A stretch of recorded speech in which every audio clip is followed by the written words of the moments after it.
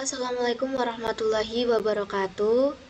Eh, yang saya hormati Ibu Febria Gupita SHMH selaku dosen pengampu mata kuliah Kewarganegaraan atau PPKN 2. Di sini saya Lanjar Rahayu izin membawakan presentasi dari kelompok 2 Kewarganegaraan tentang studi kasus bullying di Binus School Serpong. Di sini saya mewakili teman-teman sebagai moderator. Berikut adalah rekan-rekan kami dari kelompok 2 Kewarganegaraan. Yang pertama ada Farid, ada Cleo, ada Farhan, ada Muhammad Wisnuwirayuda, kemudian saya sendiri Lanjar Rahayu, kemudian ada Azra Nindya Paramita, ada Wisti Madani, ada Caca Febrian Zahra, kemudian ada Halimatus Sa'diyah, kemudian ada Prima Khairunisa, Pugu Sayoga, serta Nita Amelia. Di sini kita akan membahas 4 poin yang akan dibahas di kasus bullying di Binus Serpong. Yang pertama itu ada penjelasan kasus bullying, kemudian ada faktor yang menyebabkan bullying di Binus Serpong, kemudian dampak kasus bullying di Binus Serpong sendiri. Terus yang terakhir adalah upaya atau solusi dari pemerintah, masyarakat, dan kita sendiri.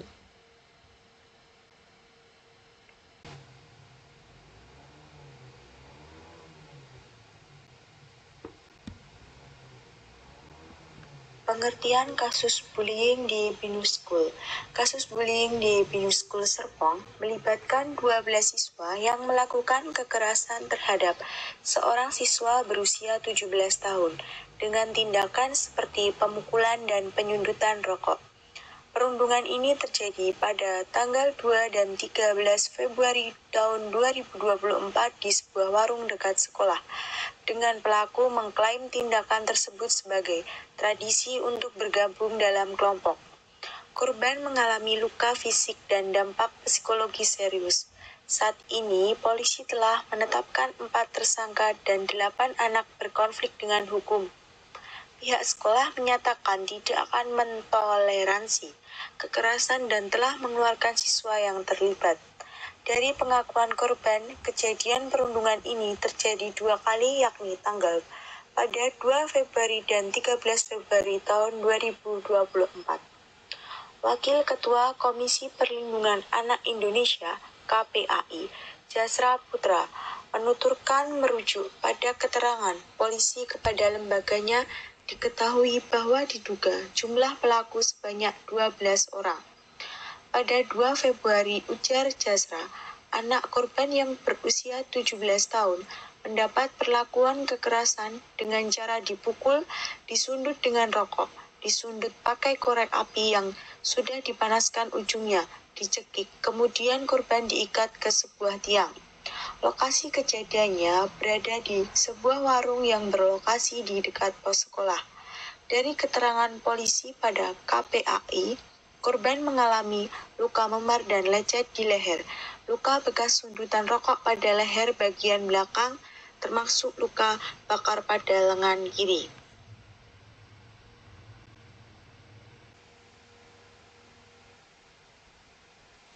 Selanjutnya yaitu ada faktor-faktor yang menyebabkan bullying di Binus Serpong. Seperti yang telah kita bahas sebelumnya, bullying merupakan masalah kompleks yang dipengaruhi oleh berbagai faktor. Selain faktor-faktor yang telah disebutkan, ada beberapa aspek lain yang perlu diperhatikan. Dinamika kelompok. Pembentukan kelompok-kelompok eksklusif di antara siswa dapat menciptakan hierarki sosial yang tidak sehat. Siswa yang berada di kelompok atau luar kelompok tersebut seringkali menjadi sasaran bullying. Tekanan untuk berprestasi. Tekanan untuk berprestasi tidak hanya berasal dari lingkungan sekolah, tetapi juga dari keluarga dan masyarakat. Siswa yang merasa tidak mampu memenuhi ekspektasi tinggi tersebut mungkin menjadi sasaran bullying. Peran media sosial. Peran media sosial ini telah menjadi platform baru bagi pelaku bullying untuk menyebarkan rumor, hinaan, serta ancaman secara online. Cyberbullying ini dapat memperparah atau memperkeruh dampak psikologis bagi yang dialami korban. Kurangnya keterampilan sosial. Nah, dalam kurangnya keterampilan sosial ini, seperti komunikasi efektif dan empati, dapat membuat siswa kesulitan berinteraksi dengan orang lain dan lebih mudah untuk terlibat dalam konflik tersebut.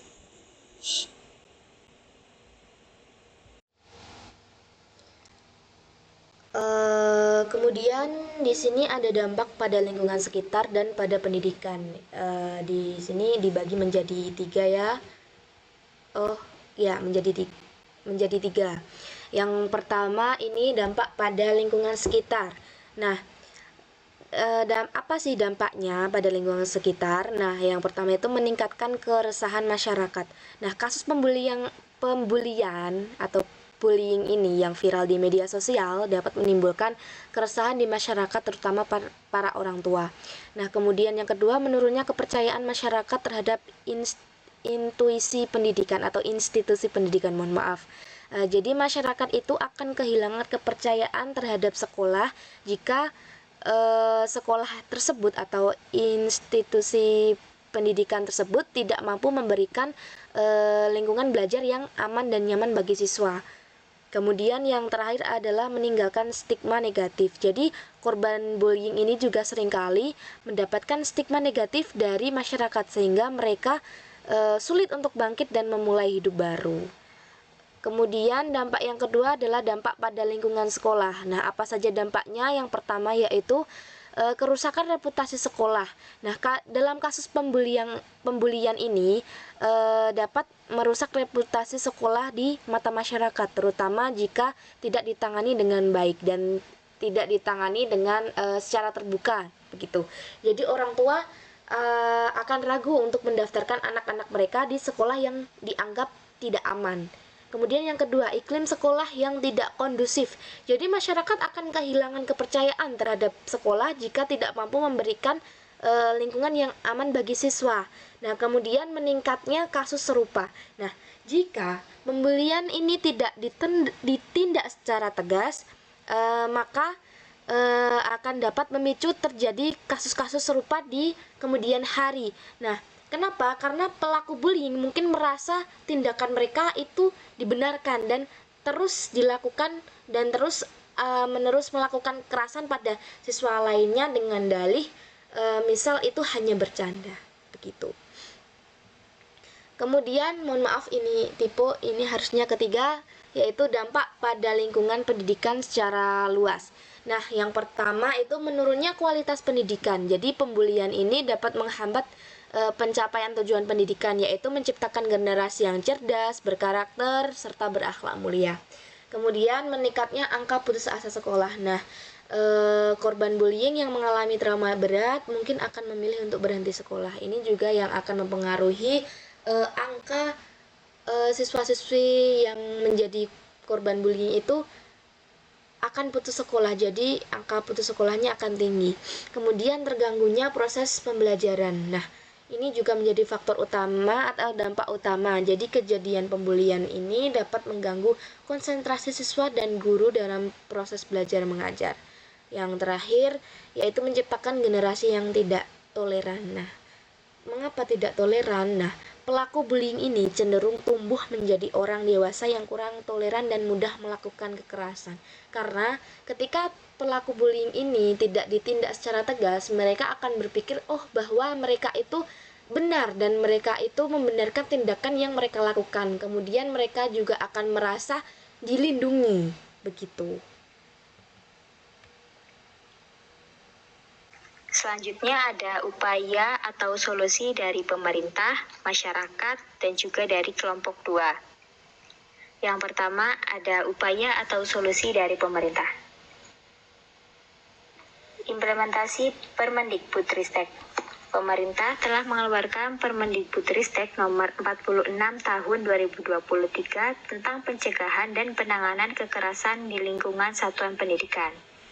Upaya yang kedua yaitu penanganan kasus secara optimal. Kemendikbudristek melalui tim Inspektorat Jenderal telah menindaklanjuti kasus bullying di Binus School Serpong dengan melakukan komunikasi dengan sekolah dan memastikan korban mendapatkan proses pemulihan yang optimal. Upaya yang ketiga yaitu diversi dan pencegahan. Upaya diversi ini bertujuan untuk menghindari trauma yang berkepanjangan pada anak korban dan memastikan hak-hak pendidikan mereka dipenuhi.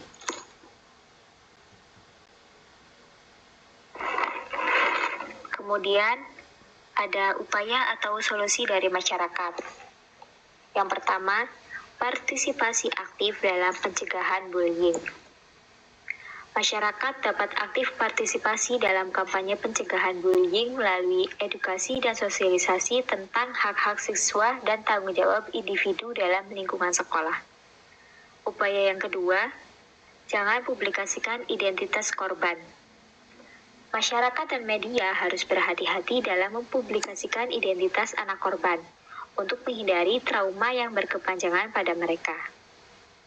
Upaya yang ketiga, yaitu sinergi kolaborasi.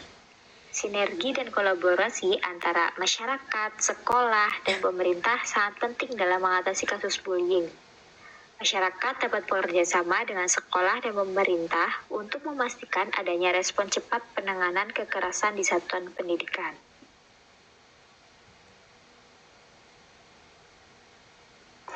Selanjutnya, solusi dari kelompok 2. Yang pertama, meningkatkan kesadaran. Setiap individu harus meningkatkan kesadaran tentang bullying dan implikasinya pada psikososial anak korban. Edukasi tentang hak-hak siswa dan perilaku positif dapat membantu mengurangi insiden bullying. Kemudian yang kedua, integrasi program anti-bully.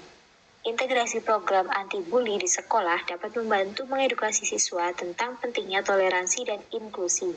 Sekolah dapat melibatkan guru, staf administrasi, dan siswa dalam program-program preventif. Kemudian yang ketiga, komunikasi yang baik. Komunikasi yang baik antara siswa, guru, dan orang tua sangat penting dalam deteksi dini gejala bullying. Setiap individu harus siap mendengar dan menangani laporan-laporan tentang bullying.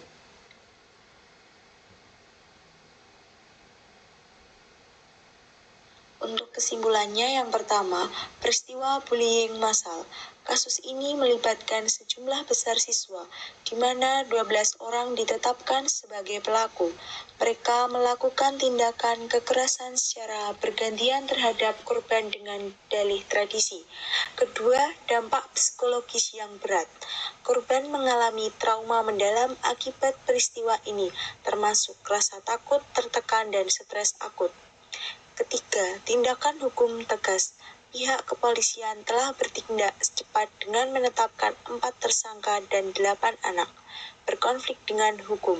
Pihak sekolah juga telah mengeluarkan siswa yang terbukti terlibat. Yang keempat, masalah sistematik. Kasus ini mengungkap adanya masalah yang lebih dalam di lingkungan sekolah, seperti adanya kelompok yang melakukan tindakan kekerasan dengan dalih tradisi.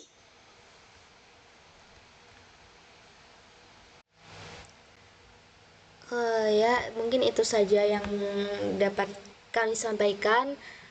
Untuk selanjutnya nanti kita akan melihat juga tentang wawancara yang kami lakukan untuk melihat opini publik ya tentang kasus tersebut dan bagaimana apakah respon dari satu ke dua orang itu berbeda atau mereka kompak menjawab hampir sama. Nanti kita saksikan bersama-sama setelah ini. Bagaimana respon saudara terkait masalah kasus perundungan di Binus Serpong? Menurut saya kasus yang ada di Binus Serpong itu sangat tidak lazim karena mereka kan dari anak-anak yang orang tua yang berada, jadi seharusnya dari kecil mereka sudah mendapatkan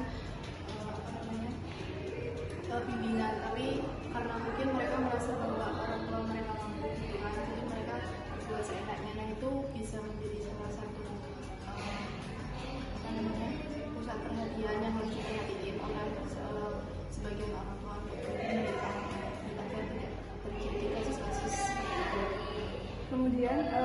Bagaimana respon Anda mengenai kinerja pemerintah yang menangani kasus tersebut?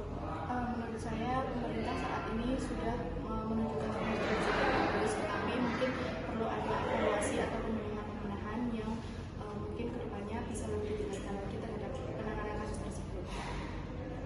Kemudian menurut saudara, apa sanksi yang tepat terhadap pelaku perundungan? Menurut saya itu masih di bawah umur atau sudah Di bawah umur. menurut saya jika itu anak di bawah umur, maka sanksi yang tepat yaitu bisa dipenjara di lapas anak atau mungkin diberikan pendampingan terhadap anak tersebut, seperti itu.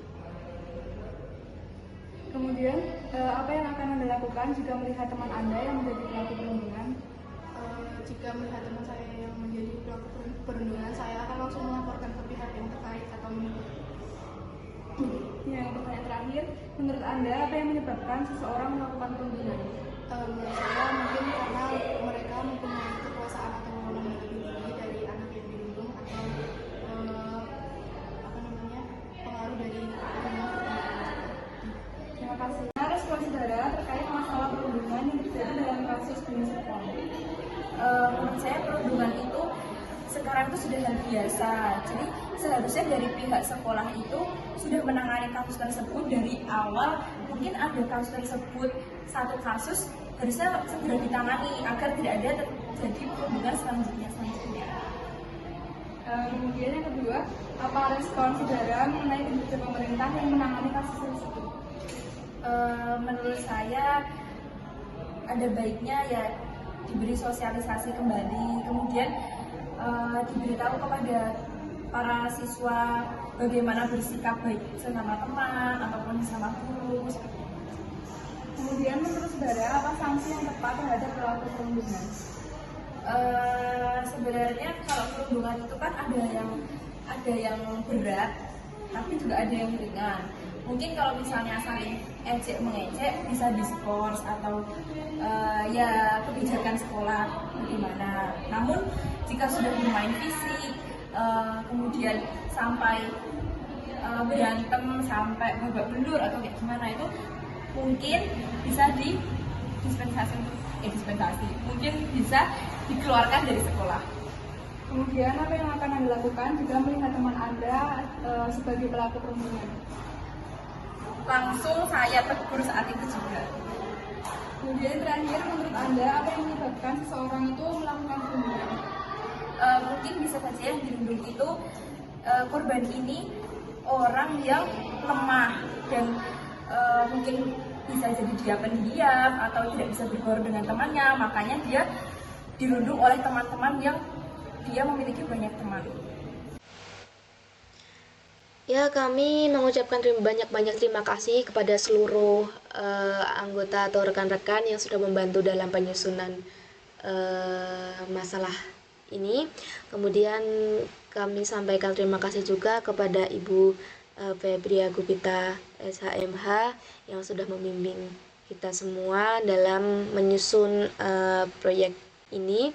Kemudian kami juga berterima kasih kepada dua narasumber yang telah membantu kita untuk memberikan sedikit opini publik dalam menyelesaikan atau beropini ketika melihat masalah serupa.